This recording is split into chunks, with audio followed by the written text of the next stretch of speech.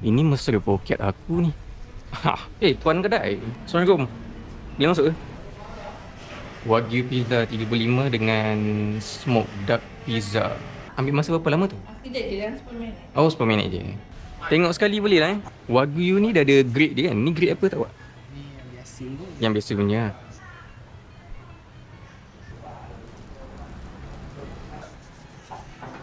Dulu kerja Domino ke apa dulu? Siapa? Tak adalah. Pelajar mana? Saya memang ambil bakery pastry. Oh, memang ambil tu lah kos tu. Cantik.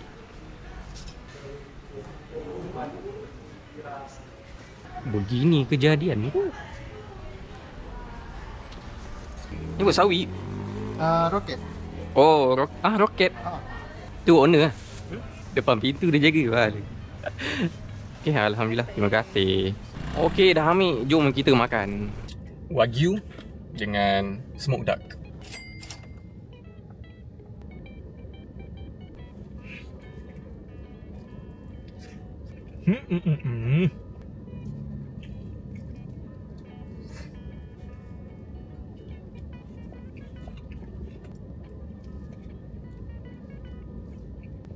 Ni sawi tadi. Mana aku tahu daun. Boleh makan ke? Aku makan je. Nanti kalau ada orang tanya, pernah makan tak pizza Wagyu?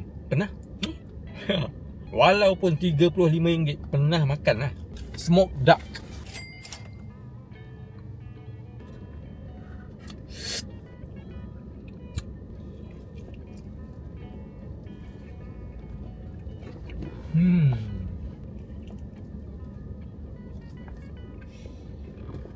Itik slice.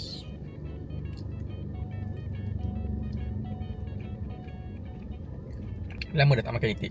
Lupa dah rasa dia macam mana. Kenapa aku beli 2 pizza? Aku makan seorang je pun.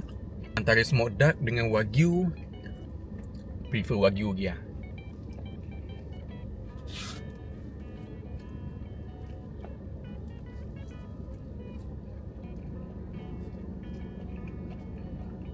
Last bite. Ada 2 lagi. Bawa balik rumah. Ini makan malam dah ni ya. Banyak lah pula. Dah, jom balik.